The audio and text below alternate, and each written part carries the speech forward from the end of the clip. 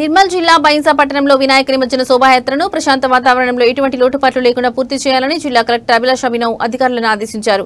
ప్రశాంత వాతావరణంలో గణేష్ నిమజ్జన శోభాయాత్ర కొనసాగుతుంది. ఈ సందర్భంగా కలెక్టర్ మాట్లాడుతూ గణేష్ నిమజ్జనానికి ఎటువంటి ఇబ్బందులు తలెత్తకుండా సంబంధిత శాఖలు అవసరమైన చర్యలు చేపట్టాయని తెలిపారు.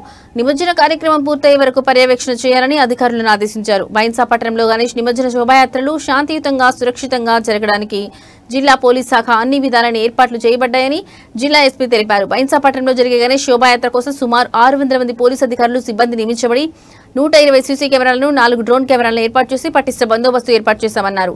ఈ కెమెరాలన్నీ కూడా హైదరాబాద్ లో ఉన్న కమాండ్ కంట్రోల్ కు అనుసంధానం చేశామని తెలిపారు.